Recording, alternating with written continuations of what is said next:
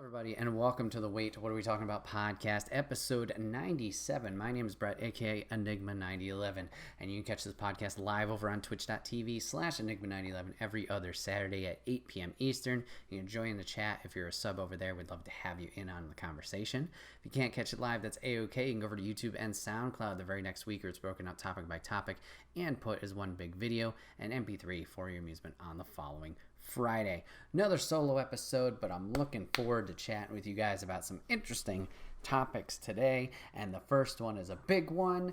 We finally got our PS5. So I wanted to talk about my impressions on the PlayStation 5. I was very lucky to get one. GameStop had bundles going on, not this week of recording, but the previous week, and I was able to snag one there. This was really my second attempt at really trying to go for the console. I was able to get one into the cart the first attempt, but unfortunately did not work out. This time was very simple. I'm not sure if it's just because they're doing bundles that they kind of sell quicker, sell slower, so like scalpers aren't kind of getting them or whatever it is, but it was very simple, just like any transaction should be. Click, cart, pay, done. Very easy. So we do have the PS5 now. Very excited to talk with you guys about my thoughts on the console. It's been out for a while, but obviously this is my first attempt or playing it at all. I've seen obviously people play games on it and footage of it, but this was my first hands-on experience with it. So first things first, very awesome console, very pretty in graphics and everything like that. This thing is fucking huge. It's giant. It's like if you went to school and like those 5 subject binders, the 3 ring binders, if you just shoved that full of shit like at the end of the year, and you're like, I'm bringing this home from school. Oh god, social studies in here, science, English, and you're just bear hugging this thing. It's huge. It's giant. But like one that has the zipper all the way around. Oh yeah, the zipper, like, and then it's so tight that like the zipper doesn't go the little extra bit. It's undone with the little bubble. Yeah, at the it bit. Could be used as a weapon. Exactly. Huge thing. You can lay it down or stand it up. Either way, we have it standing up, but it's got the little stand too, so it's stable. Can't do it on its own. It's uneven. But yeah, so besides being just like there in front of your face, cool. Controller wise, I think it's cool. Nice design. This controller can be very interesting in how it works. Now you're probably asking, what the fuck do you mean by that? So each PS5 comes with a game already on it, similar to how the Wii had Wii Sports included. While that was a physical copy, this one's a digital copy of a game called Astra's Playroom. This essentially, it's a short game, maybe 3-4 hours tops. So it's essentially a tech demo for the controller. Now, things this controller can do. So nothing new really button-wise that, we haven't seen on previous iterations of PlayStation or just controllers in general. Something they added big is the trigger feature. Now, for the triggers, they've added some actions that can happen either halfway pressing or if you press it in full. And they can also, depending on the game, add tension to the triggers. So, for example, in Astrobot, a way they demonstrated this was through a jetpack system. So you would have, your right side, your left side, and depending on how you pushed and the pressure there would elevate you higher, and you would feel the rumble. The rumble's another feature that they've added to this. Now you're saying rumble's been part of a controller. Absolutely. I don't know what they have done hocus pocus wise, but it's called haptic feedback. So essentially you have the rumble feature, but even the slightest things like make a presence and stand out, and it's also direction based. So one example I can use from the game in Astrobot is rain. Now you're wondering, wait, you can feel the rain? Yes, you can. You can feel each individual raindrop in your hands with this controller. Now you might be asking, why do I need that? You don't, but it's pretty damn cool.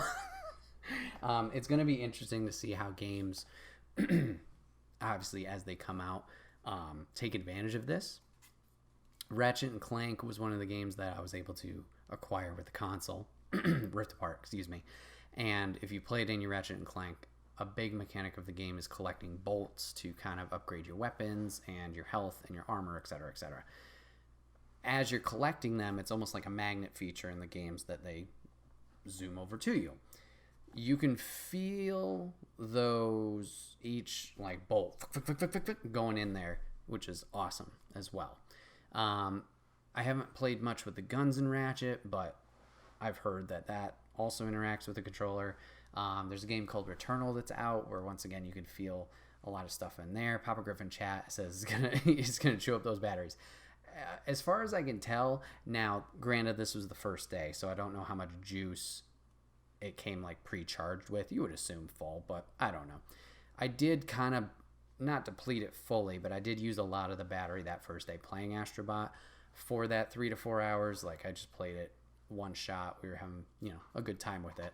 So it did eat up a lot of battery there. It didn't completely die. Since then I have charged it once, I think, really, and it's been fine. So it definitely is going to suck up a little bit more power. Only time will tell. Now, for all these features, of course, too, you can turn them off. You can affect how much the rumble is. If it's too much and hurt your hands or just really takes you out of the experience of the game, you could do that. Also, obviously, just disable it entirely. So it's totally up to you. The interface, the user face, the UI for the PlayStation, kind of confusing. They did kind of help separate game stuff and media stuff, so streaming services, music, etc. So it's a little bit more organized there, which is appreciated. But if you played PS4 at all, if you hit the PlayStation button, it was very simple to kind of navigate where things were. So far, now I've only used it a few times, it's a little confusing to kind of find out where to turn it off. How do you find this? If you want to find trophy information, I got to back out to here, go to there. So, that kind of stinks. Granted, this is the start of the console. I don't even think it's a year old. And in past, whether it's Xbox, PlayStation, whatever, UI, not bugs, but troubles have been a thing before in the past, and they've adjusted them. So maybe it's just that. Just give it some time. They'll figure out what works, what doesn't work. As for the games, like I said, phenomenal in how they look. So the games I currently have for the PS5 are Ratchet and Clank Rift Apart, Astrobot, which already comes on the console, Spider-Man Miles Morales, and Spider-Man Remastered, and then the last one is Demon Souls. Spider-Man I haven't opened up yet. Played those on PS4, so I'm not sure if I want to dive back into it or, just sell it, move it on. Who knows? I haven't touched it. Ratchet and Clank looks great. Cinematics flow very seamlessly right into gameplay. Load times are a big thing here that this console generation is kind of wiping out of the way. If there is a load time, it's very quick. It's hard to say exactly how fast in comparison because I haven't played something that I've owned on or played on the previous generation, if that makes sense. So I can't really do that one-to-one comparison. But everything's very quick. Like I said, it was seamless from cutscene to game engine and playing, so that was great with Ratchet. Demon Souls, technically a remaster from PS3, Xbox 360 game, I think. Looks freaking awesome. Colors are so vibrant. Everything has texture and looks lived in, and it's nuts. if you guys get the chance to look at any, like check out footage or whatever it is, I would highly recommend it. Looks crazy. I'm really excited to see, obviously, where the console goes from here. Horizon Forbidden West is coming out early next year. I think that was the big reasoning for wanting to get this console in the first place. That's going to, I don't know. I'm looking very forward to playing that. Mrs. G asked, why is the console so big? Technology should be slimming. That's a good question. A lot of people are surprised by the fucking size of this thing. Now, usually console generations, they will release originally and then kind of like progressively in the console's lifespan, they will release smaller versions of it. Like the original Xbox One was a little bit more chunky than the Xbox Series S, or sorry, not Series, Xbox One S and Xbox One X. Jesus Christ. And it's been the same. PlayStation 2 got a slim, PlayStation 3 got a slim. So eventually I'm sure there will be a smaller version of these consoles. Give it a year or two or whatever it is. But especially the power this thing has to pack, or that they decided to pack into it, that would be my big thinking for the size, along with fans and all that fun jazz. But yeah, it's crazy. It's crazy. So yeah, I'm having a blast with the PS5. I just wanted to share my quick thoughts with you guys on the console so far. I'm very excited to dive more into the games, play some more Ratchet and Clank, play more Demon Souls, and then go from there. Moose is very excited. I don't know. No, it's giant. He hasn't poked around it too much. He was very excited when opening it. But that might have just been for the box.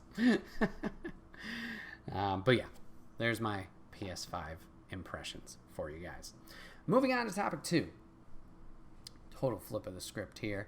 More wrestling. You love it. I love it. Well, I don't know if you love it, but I wanted to talk about AEW, All Elite Wrestling, and a fear I've been kind of having, or a thought that's been going on in my head as I've been talking to some friends about the company and kind of just watching how things are playing out from week to week, whether it's on TV or, you know, the eventual pay-per-views. I'm wondering, I'm a little scared if AEW is going to burn out. Now, take this into consideration. I am a fan of AEW and I love what they are doing. Do not want them to fail, don't want them to burn out, you know, just want the best for them. It's just something, you know, from where I'm sitting, could be a problem. Now, do I have any authority in this situation? Abso-fucking-lutely not. No, I don't make the money decisions. I don't make the business decisions. I'm just the dude from New York who's watching. So take everything with a grain of salt. This is just my thoughts on the situation. Papa Griffin chat says AEW is on fire. They are. They are. Absolutely no doubt. No doubt. They are killing it right now. Things they're doing are very exciting. Things they're doing have passion behind them. It's engaging. Everybody's all in. Haha, pun intended. It's great what they're doing. Obviously, with things on the other side and WWE being what they are and how they are, you know, it only elevates the perception of AEW. RIP NXT people and the brand potentially. My thoughts of what scares me about AEW. What I mean by burnout is currently with the AEW product, it seems like they're bringing in a lot of talent. Totally fine. Do you want the best people on your roster that can perform, that can be on the mic, that can be intriguing and sell merch, sell your brand, etc.? Abso-fucking-lutely. Why not? Why wouldn't you want to do that? Something that concerns me, this first thing, is with hiring all these people, while exciting, while new, bringing something fresh, you know, it's taking away from what they had at the beginning.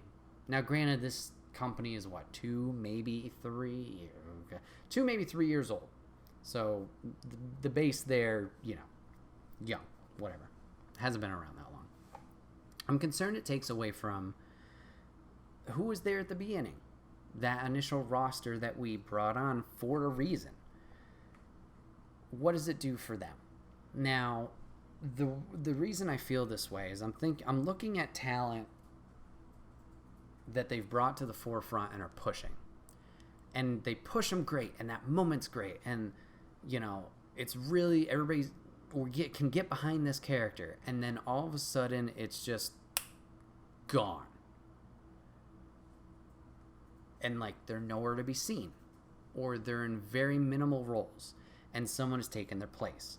Now, granted, no one is owed anything. No one is, has to be put in the spotlight, etc., etc. I'm not trying to be that boo-hoo, why isn't X getting a shot, even though that kind of is what I'm saying.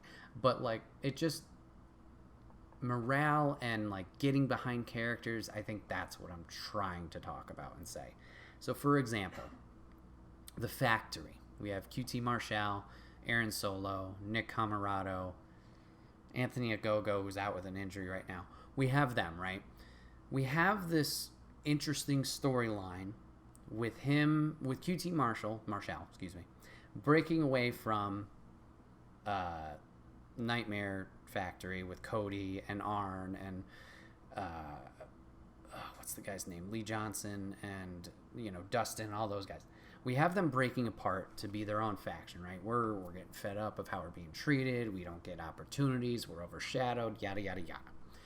We have this. Cool. Awesome. We're going to have this group against this other group. They go with that, and Cody, diminishes and destroys them almost immediately. Just almost baby's crying, problem solved. Just a little thing taken care of. I don't know why they didn't build on this more or make it more of a really aggressive faction versus faction, team versus team. It's the only example I can really use AEW wise, similar to an Inner Circle and the Pinnacle. Now, I'm not saying you have to go that far or that crazy with matches, but why not make it more compelling and invest more into it, that story? Not do it one for one, but give it a little bit more investment. But instead, we took QT, squashed him with Cody. Took Anthony Ogogo, squashed him with Cody. Now, squash is a harsh term, I understand, but he beat both of them, and then we're done. Do I care about Aaron Solo? Do I care about Nick Camarado? In the aftermath of this, not really. Should I? Yeah, I think I should. Because what were they in Nightmare Factory? Background players. Nick Camarado obviously has a little bit more of a look to him, so he's intriguing along with his character, but they weren't standouts. This story, from what they were telling the audience, should have pushed them we're something to care about and something to deal with, in my opinion. So right now, with that story, done. Have we seen them around really since? Now, granted, I don't watch the product because I work nights. Everything I see, I keep up with Twitter. I try my best to watch Dark and Elevation when I can. But I can't lie to you, I don't watch it every week. So I know they probably have a presence on those YouTube shows. I have seen them here and there. But they're just kind of doing matches for matches' sake. I think the most consistent I've seen these characters has been Sammy Guevara's vlog when they're feuding with Fuego del Sol. Don't get me wrong, I love Fuego. That's very entertaining. But it's what are we doing with them? Big question mark there. Another example is Sonny Kiss and Joey Janela. More Sonny Kiss's case here. But Cody has the TNT title, taking on a new challenger each week, open challenge. Sonny Kiss gets his opportunity. Gets a big fanfare, big entrance. It was a lot of excitement around that match. It went pretty well. Great. People like Sonny. Sonny was around early on in AEW quite a bit too. after that TNT title match, what happened? We put Joey Janela and Sonny in a team. Cool. Fine. Do that. And then they're just on Dark, which is fine. You got to fill that programming. I get it. The thing that just confuses me while the elevate or the, was here, then here in the tag team kind of thing. Another thing that confuses me is that specific teaming. We just broke them up as of recording this past Monday, pretty sure, on Dark. Fine. Now they have a storyline that they can tell against each other. However, there was barely any drama going into it. It took months of teasing that these guys were going to break up just because Joey's an asshole. That is his character.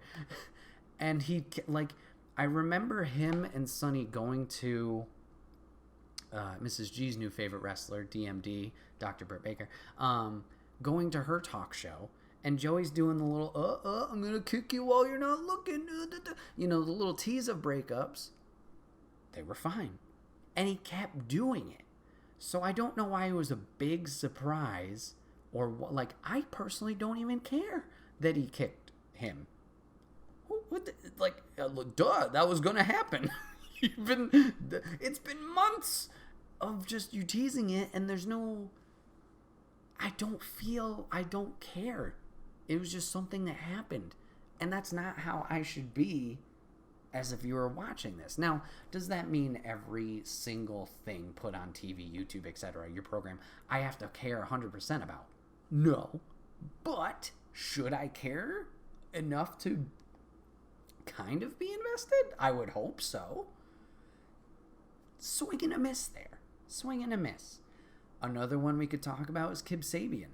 Kip Sabian was huge in importance when AEW launched. Granted, I think he's out with an injury now. So fine. Let him heal up. Let him heal up. Let him do his thing. But Miro came in.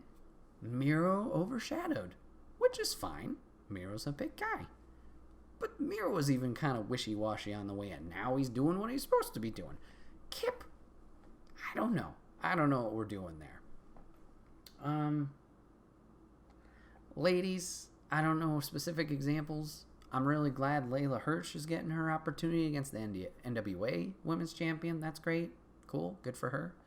I think small Rio, that wears the white dress. I think she's back in the States. I could be wrong about that. Where's she at?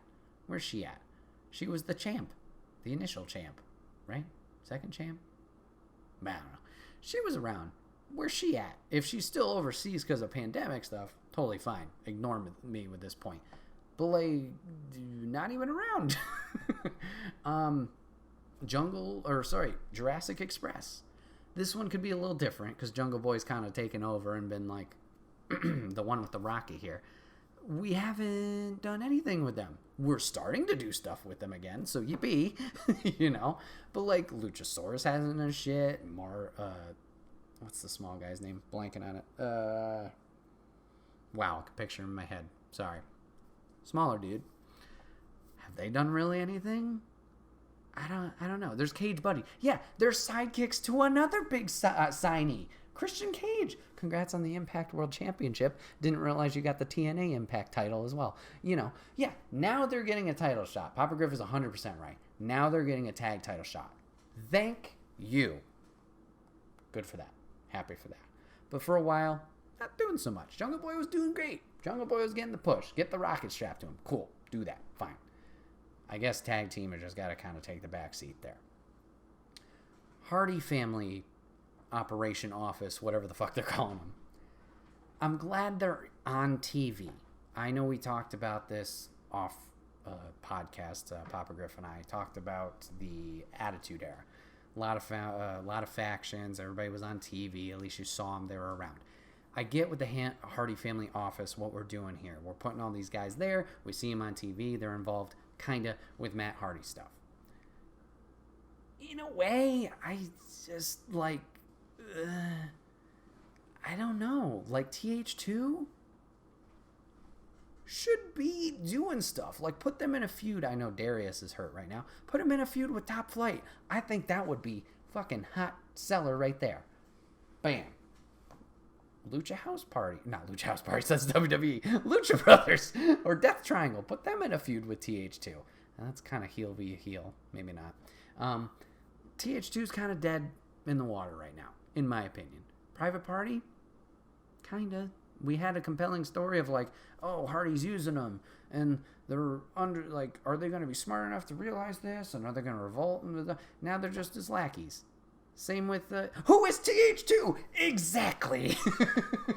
TH2 is Jack Evans and Angelico. They're working in the Hardy family office. 2.0. I love 2.0. Everrise making their fucking sign. But then again, that's a new signee that's getting, fucking pushed, which is fine. It's just concerning to me. Like, you don't have to apologize. It's a big roster. They got a lot of fucking people. It's just concerning. Like, we're bringing all this new talent in, which once again is exciting, is good, is that fresh, fresh air that people, like, keeps people interested and excited. I get it. I totally get it. It's just, moving on to my second point, I don't want all these things to be flashes in the pan. We're really excited, dead. Really excited, dead. Really excited, dead. I don't want everything to be that, where it's just quick flares of energy. It seems like, point two, is that every week has a surprise or a big thing that happens. Great. Good. However, when it's just a revolving door of who is showing up next, who's making their debut, new signing, whatever it is. Once again, it's hard to get invested in that person. Now, a lot of these people they're signing on have had history, so we kind of already believe in them and have some kind of semblance of, fandom in them. Christian, Malachi Black, Miro, we already talked about, Sting, the rumors of Daniel Bryan, aka Bryan Danielson, the rumors of a CM Punk. Like, I just don't want it to be either a one and done, or they're here, bye. Not bye, but they're sitting in the back not doing anything. That's my big concern. Another thing is the flashes in the pan, this Forbidden Door. Do not get me wrong. This Forbidden Door opening and companies working together is awesome. Awesome as a fan. We get to see crossovers of Impact. We get a crossover with New Japan, fucking NWA, whoever. It's really fun as a fan. And this kind of defeats my purpose of my argument. It's really fun as a fan to see these things. But you can't do this forever. If you keep doing it, at some point, it's going to bite you in the ass because it's lost its substance, if that makes sense. We've seen it with the recent Labors of Jericho. We saw it with Juventud making an appearance. We saw it with Nick Gage making an appearance.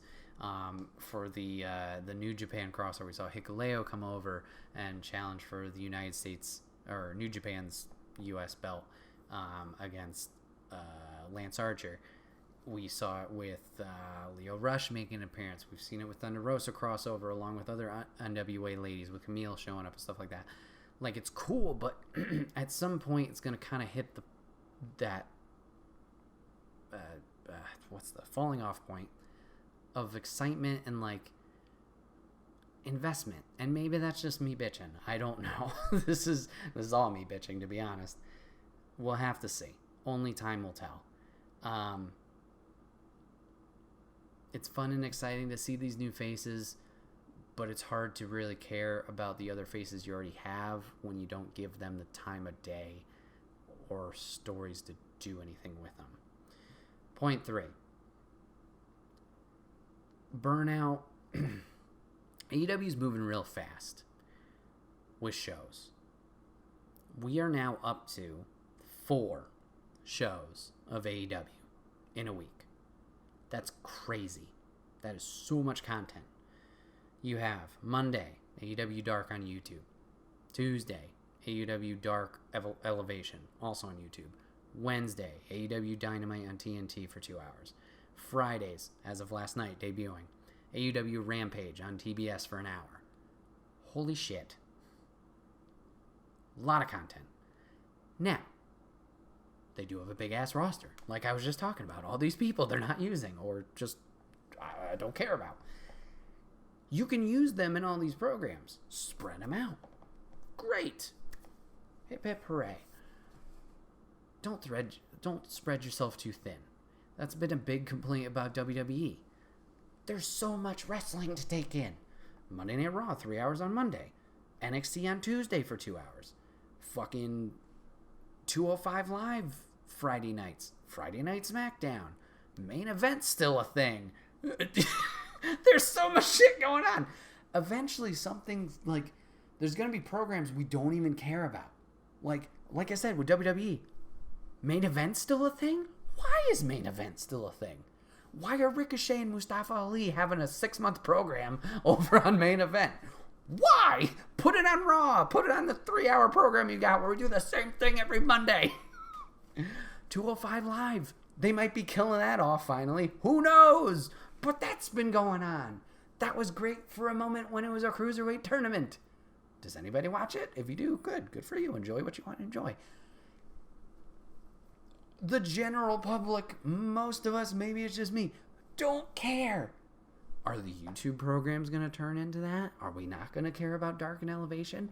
I'm already kind of at that point because it's a building show. That's fine. Use it as your training program. But am I supposed to be invested in there? Maybe not. Maybe not. Who knows? Maybe it's just an Abaddon show and just shows up there and be all creepy and kicks ass. Most of those matches, all 30 of them that are in a night, are like 2 to 5 minutes tops. Building blocks. We got to bump somebody's record up so they can do something on the bigger shows. I don't know. It's a lot. It's a lot. A lot of shows. It was really quick too. Once again, this company's only 2, maybe 3 years tops old, and we already got 4 programs. Jesus. Slow down. I don't know. That's just my thoughts on AEW burning out. I don't want it to. I think everything they're doing is fantastic. Like Papa Griff said earlier, they're on fire, on fuego. They just signed El Fuego del Sol. Fantastic. They're doing great things over there. And I love to see it. I love that they're bringing something new to the table. And it's an interesting product to watch compared to some other stuff, unfortunately. Competition makes things better. This is a great competitor. I want it to stick around. I want them to keep doing what they're doing. I just don't want it to falter, trip, and lose what it has. Or what it did have. You know, I don't want it to just burn out, go away, bye, WCW. You know? Whatever it is. And once again, maybe this is me overreacting. Maybe this is me bitching. Pretty sure it is. But I just wanted to put that out there. Love the program. Love the product. I want it to be around a long time. Hopefully it can. Just be careful with what you're doing. Oh, yes, Mrs. G also brings up that Cody Rhodes is doing a show with his wife. Yes, yeah, they're doing a lot of different avenues, reaching out to the live action stuff, or live action, excuse me, the TV drama comedy type thing, the life story. I don't know how you say it.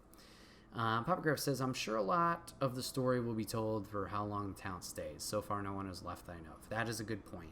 The only talent that has left because of issues outside of wrestling. For example, a Jimmy Havoc. I think there might be one other one. The Acclaimed are kind of in like timeout mode right now because of Max Caster's most recent rap with about trash talk and mental health and Simone Biles. Not great. I think that's her name, right? Peanut Gallery? What? Simone Biles, that's the gymnast? Uh-huh. Thank you. So yeah, that wasn't particularly great. So he's in timeout right now. Evilise is another one that's out, but she apparently doesn't play ball super well. That was an NXT thing too. So yes, it is going to be a big telling sign who is going to be the first talent from AEW that leaves, and what's going to be their takeaway when they leave. Very good point. Let's see. I would think the salaries are less than WWE style, plus the creative freedom is a big plus, so they say. Yeah, creative freedom is a big one. Like, still Tony Khan runs everything and kind of needs his approval. But like the point you just said, no grind being on the road 300 days a year. Yeah, they have a very, very nice schedule where they can have a home life. They can obviously do extracurricular activities, whether it's Twitch, whether it's music, whether it's other wrestling promotions. They can still take indie dates and do whatever they want, but AEW is like your priority. You got to lock down those ones. Yeah, travel-wise, they only have to go, obviously, Jacksonville for the pandemic. They only had to go there Tuesday, Wednesday, depending on when their flight was, be there for a late night to do the main show, and then record next week's Dark and Elevation. Then they get to go home for a week. Now with Rampage, it's a little different, but it seems like from the 1 week of evidence we have, flying to town, chill in that town for a few days, peace out, you know. Definitely a lot of pluses of what AEW is doing and treatment and stuff, or the system. So yeah, they're doing a lot of things right. And like I said, I don't mean to be like, oh, WWE fanboy, WWE's the best, even though I do watch a lot of it, or NXT's my bread and butter for as long as that sticks around, but it's probably dead after TakeOver 36, son of a bitch. Because, you know, I don't mean to be that. I want this product to do well, and I appreciate the things they are doing well and how they're treating people and what they're doing. I don't want it to go away, is my big thing. I don't want them to lose steam, traction, functionality, livelihood, whatever it is. I don't know. Whatever the word term is. I want them to stick around for the long haul. And I don't want it to be a flash in the pan of like, here we are, we're AEW, we're going to kick ass and take names. And then 40 years, we're like, ah, shit, we don't know what we're doing with storylines, and we're running out of money because Tony's being pulled in different directions. And that's all. I don't know. Just my thoughts on AEW. Nothing but the best for him. Hope it works out. Moving on to topic number 3, I want to talk about The Suicide Squad. Make sure you put the in there. No, not just Suicide Squad. That's the 2016 movie from David Ayer. The Suicide Squad released last Friday, I believe, on HBO Max and in theaters. So check it out if you haven't already. Want to give my review, my thoughts on the film as it came out last week, and I watched it. So we're going to do the spoiler-free review, just a general overall movie thought, and then I will give you the hard cutoff if you haven't watched it yet and you want to skedaddle out of here. Thanks for hanging out. But yeah, general overview. I thought this movie was great. I thought it was great. Very fun film. Great action, great storytelling, interesting characters you can get invested in. Did a whole lot better than Suicide Squad 2016, excuse me. Very great movie. If you're a DC fan, absolutely go watch it. If you just want a good, stupid action movie, I definitely would recommend that as well. I don't feel like you need to go into this movie knowing the characters. I think they do a good job of explaining who everyone is and their roles as you watch it. It is rated R, very violent, so be a heads up there. If you don't like blood gore stuff, maybe it's not your take. Totally fine, but a good movie. Great movie. A lot of fun. I enjoyed it. I'd recommend you go watch it. Now we're going to the spoiler stuff, so we're talking everything in the movie. I'm not doing a general overlay or anything like that, just talking freely about what happened in the film, what I thought about it. So if you haven't watched it, like I said, this is your hard exit. We're going spoilers from here, so don't blame me in the comments if you hear stuff.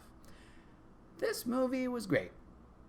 I was very confused on how they decided to do the characters. Now, going into this movie, we know James Gunn is running it. Cool. James Gunn has done ensemble films before with Guardians of the Galaxy, has taken these characters we don't really know too much about and made us care about them. Does the same thing here in Suicide Squad. Leading up to it, we had seen a lot of people coming out and being revealed as certain roles and hero villains. And there was a lot of them. I think there was like 15 of these bitches. And I'm like, okay, I don't know a lot of these characters. Not as big of a DC fan as some other people might be, so I didn't recognize that many. But it was like, you know what? I got faith in James Gunn. Cool. I just hope he can balance everybody and make me believe and care about every individual person here. Well, is that what we did with the film? You guessed it. No. We cared about 6 of these people, and the other 9 or so we didn't. But for an interesting reason. We just decided to kill them off at the beginning of the movie. Why? Why? Because it's easier to tell a story with 5 to 6 people and focus on them. But I'm curious, very curious, as why you would sign big actors to do these roles if you're just going to kill them immediately. Now, granted, was every actor there a big actor? No, maybe 2 of them. Maybe 2 of them tops. But yes, so we open the film. They're going on a mission. We get a little team shot. Oh, this is the introducing quickly each of the team members, what their powers are, what their background story is, kind of. And, you know, we're storming a beach. We're going to do a little stealth mission, blah, blah, blah. One of them turns out to be a double agent, is like, hey, they're here. Big army is hiding in the woods, and the army just fucking rips them to shreds with their guns. Just going at them. I hope you like this recreation. Fucking destroys them. Weasel's dead. Bow staff guy called Javelin's dead. A guy who can pop his arms off and punch people. Stupid power. Dead. Random space alien lady girl. Dead. Who else was there? Dickweed that double crossed him. Dead. Harley Quinn's there, panicking all a storm. Not dead. Duh. Captain Boomerang, who everybody loved in the first movie, stole the show. Who I thought, great, we're getting more Captain Boomerang. People are gonna love it. They fucking murder him with a helicopter blade. What?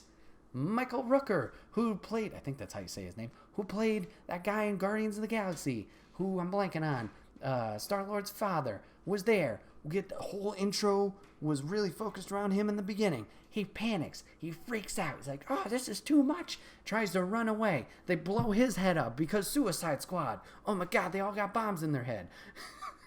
They kill him. Everybody's dead. Except for Harley and Rick Flag, who's like their government military leader who kind of keeps them in charge on the field. Wow. I know why they did it. It was the wow factor. But holy shit. That's one way to solve your problem. You got 15 characters we need to care about. Let's trim that fat a little bit. Just get rid of them all. Really interesting choice. Like I said, I thought Captain Boomerang, because he had such a good showing in the first one, was going to get a little bit more attention than he did, and kind of a character building in moments. We didn't. Why we decided to bring him back just to kill him here? I don't know. Maybe just to keep the general public, as we're going into this film, kind of intrigued in that mystery component. Because I'm not sure 100% if this movie is a redo of Suicide Squad or if it's a sequel.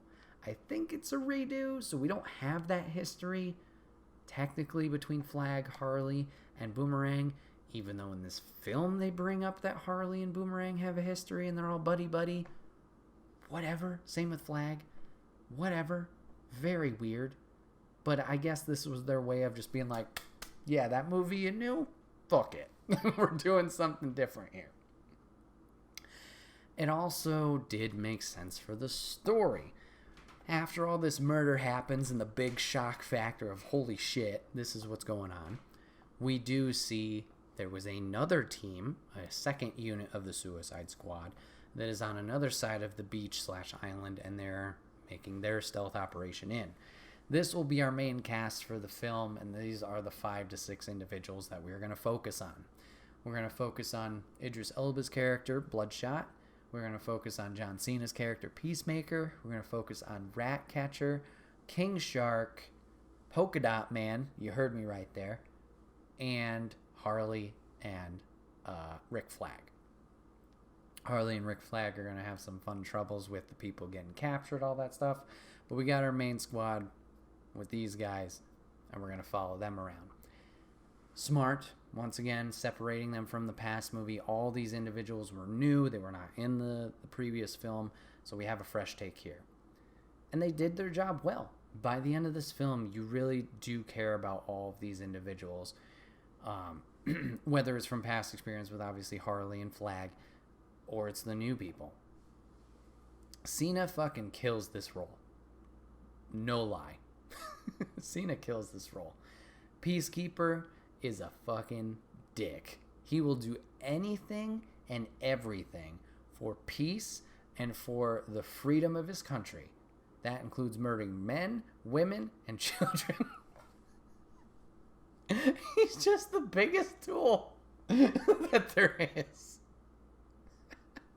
If you guys remember the dance scene from Winter Soldier or Falcon and Winter Soldier with Baron Zemo dancing in the club, he has the dancing in the club scene in this film that is so great. Cena kills it. Great job by him. Idris Elba does fantastic in the roles that I've seen him in. Does a great job. Good actor. Really, I had no idea. Bloodsport was one, along with Peacemaker, that I had never seen before. A lot of comparisons to Deadshot with his role, but did a great job. His character is great. Ratcatcher might steal the show. I know you're like, what the fuck does that mean? Ratcatcher 2, technically, because this is the daughter of the original Ratcatcher. She's great. She's a lazy 20-year-old who has taken up her father's powers of controlling rats to do her bidding. It's essentially a technology, like a light essentially, flips that on. She's able to communicate with them somehow, and they do her bidding. She has a little rat sidekick. I forgot his name. Starts with an S, I think. He's along for the ride. He is fucking adorable. 10 out of 10 character. She's great. King Shark, Sylvester Stallone, eats people or has acquired a taste for eating human flesh. Funny character. You see him obviously deal with the kind of dichotomy of like, do I eat people? Do I not eat people? He attempts to speak. He knows a little English, but he doesn't do it very well. So he's kind of got that like cuteness factor, kind of a group where it's limited speaking ability, but he's able to get his point across. And then Polka Dot Man. What a weird character.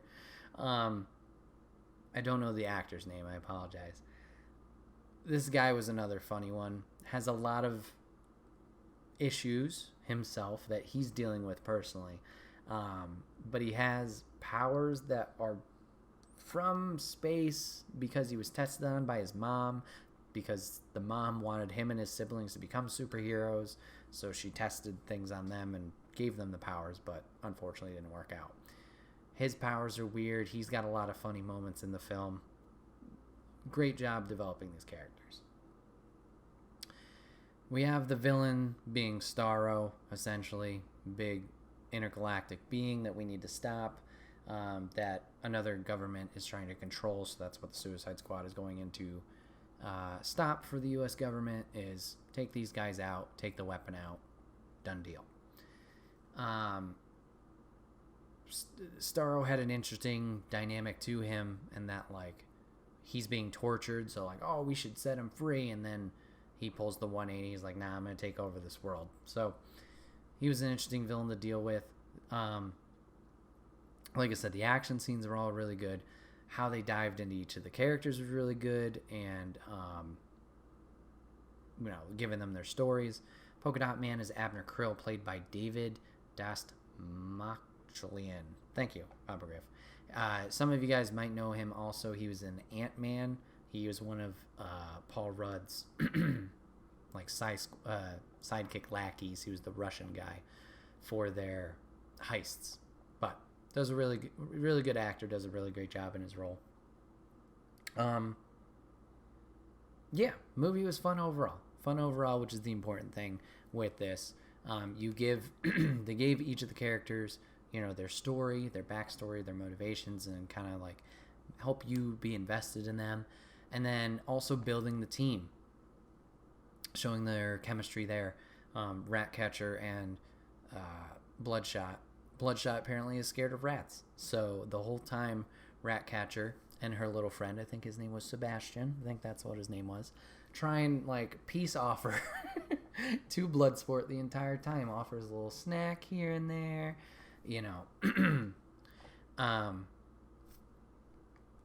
It was fun. It was fun messing with them. Like I said, Peacekeeper John Cena, I think personally stole the show.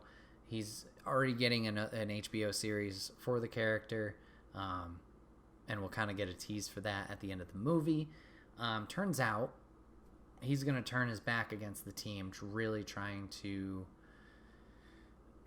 get certain information and intel for Amanda Waller, who runs the Suicide Squad, is in charge of them. I'd mentioned Starro. It turns out the U.S. government was involved in using Starro as a weapon, or like weaponizing him. So Amanda Waller's job or role was to essentially take the drive with that info and get rid of it. Suicide Squad realizes this drive is bad, and they decide they're going to put the info out there. Peacekeeper says nah and attempts to stop them, so there's the fight between them. So he does turn eventually, but good stuff. So Bobby Griffin chat asks, so he hasn't watched either flick, but why Harley and only Harley in both? So Harley is one of the characters who's been in both. I think in total there are 4 characters that reprise their roles from Suicide Squad 2016, the David Ayer movie. Harley Quinn is one. Amanda Waller, who's played by... Who's played by blank. Whoopsie. I think her Violetta, something. Anyways, she reprises her role as the lead for Suicide Squad. Rick Flag reprises his role. Comes back, Viola Davis. Thank you. She does fantastic. Rick Flag makes his return as Rick Flag. He comes back as the military man that's working with Suicide Squad to kind of keep them in line on the field. And Captain Boomerang makes his return, but as we talked about before, meets his early demise and gets killed. So we'll put it with 3. So why did they make a comeback? Good question. I'm going to assume maybe it's a movie deal thing with especially Viola Davis and whoever plays Rick Flag's character. It could have been just a movie deal of like, we signed you guys on for 2 or multiple. Viola Davis does a fantastic job in her role. So great to see her back. Flag, I think, actually was way more interesting in this movie compared to the first Suicide Squad. He ends up dying in this movie at the end, so we won't see any more of Rick Flag, but he was a fun component of keeping the team together and keeping them focused on their goal. So why is Harley in these movies? One, she's probably the most well-known character out of this fucking team. Comics-wise, she is part of the Suicide Squad, so this isn't just a random curveball of throwing someone a little bit more well-known into a team to kind of build them. She's been part of the Suicide Squad in the comics, so that makes sense. That adds up. So she's there popularity-wise, recognition-wise, I would say. And once again, could have been a movie deal with Margot Robbie that they signed her on for more. This was their way of doing it. Papa Griff also asks, so what happens to the rest of the squad from movie 1? So, like I said, I think this movie's a reboot, so I don't think there's essentially hard tie-ins to the first one and the events of the first one, but I will go over that for you guys. It is weird, once again, that they kind of bring up the ties of, like, friendship and, like, a bond between Rick Flag, between Harley Quinn, and between Captain Boomerang. It's all in the beginning of the film. It's just like, oh, hey, good to see you again. Because after their missions are done, they're sent to their prison cells or their prisons that they took them from, wherever they are. The reason they do these tasks is if they succeed, they get time off their sentence. If they don't succeed, they're killed. Either via the bomb in their head or afterwards. So the rest of the squad from the first movie. Will Smith was in the first movie. He was Deadshot. So we had Deadshot, Harley Quinn. We had Rick Flag. We had Captain Boomerang. We had... Enchantress was the villain, so I'm not going to count her. Oh, boy. Who else do we have? We had... Let me pull this up instead of just picking from my brain here. There were some other characters that weren't super interesting. Let's see. Suicide Squad. Where's the Wikipedia? Thank you. Cast. Alright. So Deadshot was Will Smith. We had Jared Leto as the Joker, who was just a character not in the squad. He was there. Harley Quinn, Margot Robbie. We had Rick Flag. The Captain Boomerang I talked about. We had El Diablo. We had Killer Croc. I thought so. We had Enchantress, who was the villain. And then we randomly we had Slipknot, who was another character. That was the other guy I was thinking about. And we randomly had a character called Katana, who was part of the squad, who shows up like halfway through the movie, kills some guys, is intimidating. Yeah. Slipknot is the sacrificial lamb to show the detonation of the bomb in their head, so he's there for all of 30 seconds to try and escape. Boom! The rest of the characters are pretty interesting, at least, and they get a little bit of character development, but not as much as this one. Diablo seems to steal the show with his powers being fire-based. He doesn't want to hurt anybody as he killed his family, unfortunately, but he does kind of come out of his shell there. Captain Boomerang steals the show with his personality and making people care for him, and then Harley obviously being Harley. Goes from there.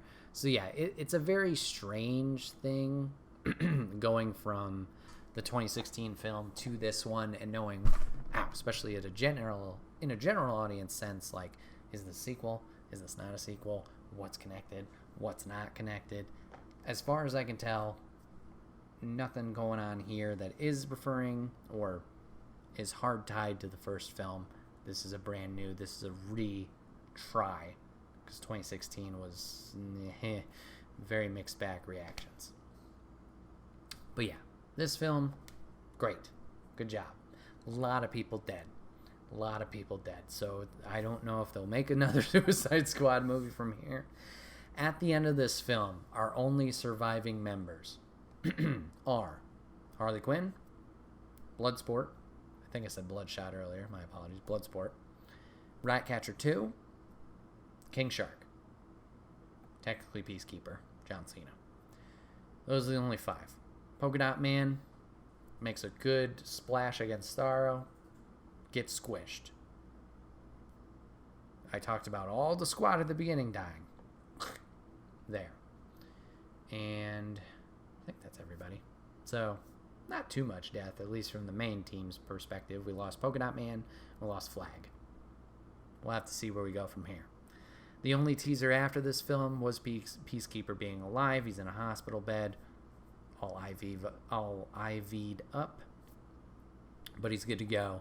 So, we can assume that his HBO show won't be prequel series explaining more about the character. It will continue from here and his adventures. So, excited for that, because it was a fun character.